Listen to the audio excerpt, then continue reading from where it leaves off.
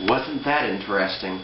It's amazing how just what little things you do adds up in the year.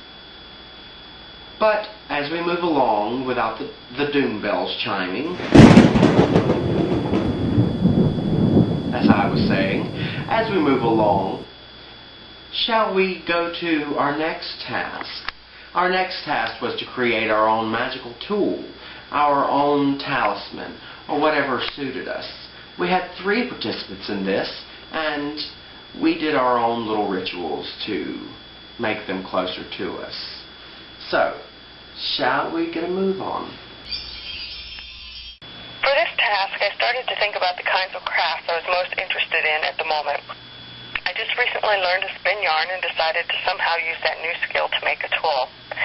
The wool that I used for my yarn was 50% alpaca and 50% Corriedale wool. I ordered it from a place in New York State, and it is good to know that the alpacas that this wool came from are also used as the program animals. This means that they spend most of their days helping people with disabilities have an opportunity to be with a creature that gives love absolutely unconditionally. When I got the wool, it was already carded into what is called roving. I then spun it to about a sock weight yarn and set the twist. I had already made this particular yarn before the challenge, so the energy worked into the yarn is just the joy of spinning. I decided to make my yarn into a magical cord, so I measured about 8 lengths of the yarn and did an 8-strand kumihomo braid of about 2 yards long.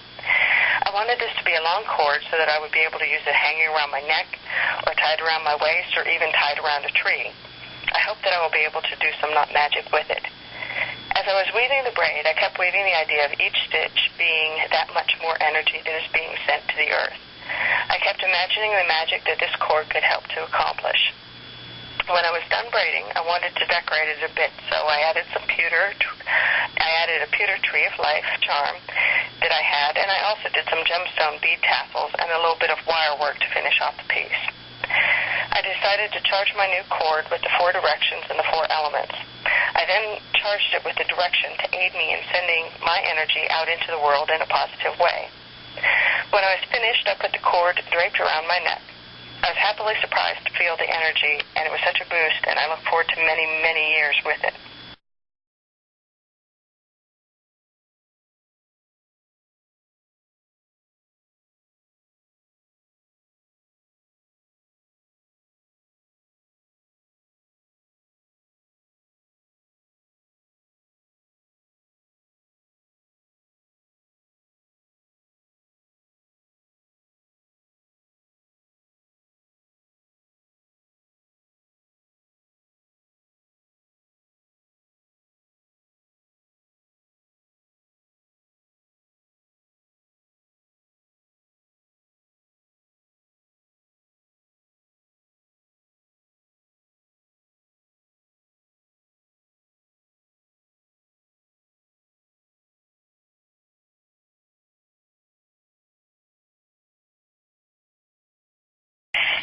I located old remnants of the forest which once blanketed our entire 1,000 square acres of town. Once called the Black North because of the density of the trees made travel to Lake Ontario dark until reaching the water.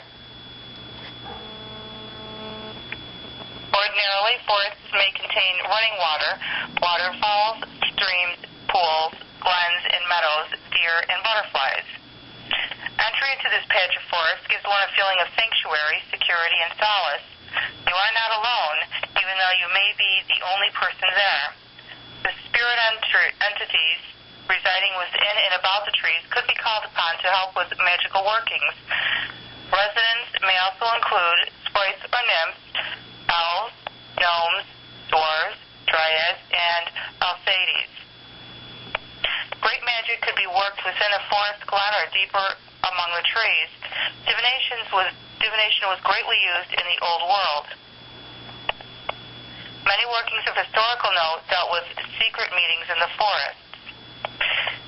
The foray into this remnant gives a feeling of warmth, security, and agelessness. The only environmental problems seem to be the age-old problem of creeping civilization. Much of the land where the trees once stood was deforested for farmers to work the land. Now a lot of this area contains fruit farms, although there are the occasional agricultural variation of wheat, barley, hay, and corn. The apple orchards seem to be a nod to the majestic trees that once marked the land as their own. The current economic picture seems to be curing a lot of the problem with the sprawl that is creeping civilization. Families are living together multi-generationally or closer to the cities where they work.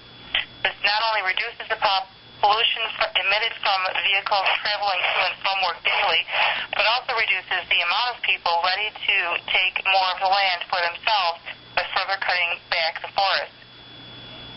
A moratorium of new buildings should be instituted to reduce the ability of people to purchase the land for their own use and leave nature alone.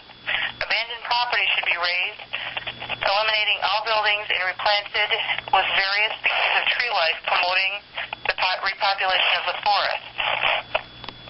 The creature population within this remnant is still varied and traditional. There were the woodpeckers, deer, and chipmunks, to name but a few of the animals still inhabiting the area. There is a class available for download through MIT through the following link, which covers all aspects of the history of witches, magic, and the spirit world.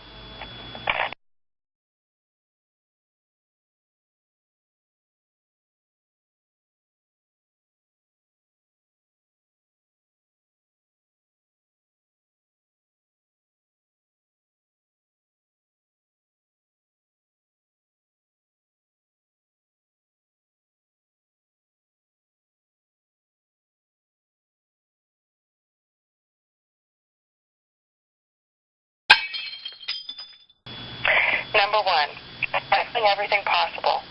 Reuse items as often as possible before sending them on to the landfill recycling plant. Number 2, make usable items from recycled materials. Fire starters, as an example, from egg cartons, dryer wax from used candles. Wax from when they melt so far you can't use them any longer, that is. Number 3, collect and use rainwater for gardens. Gray water when appropriate out in the yard. And number 4, xeriscape your lawn and your yard.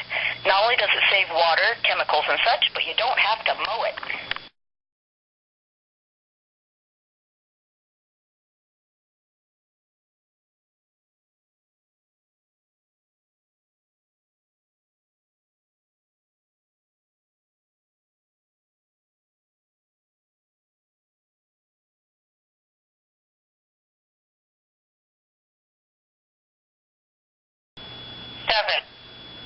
Mulch the garden to retain all water that is put there. This cuts down on the amount of watering necessary during the growing season. 8. Conserve electricity. Turn off all electrical appliances that are not being used.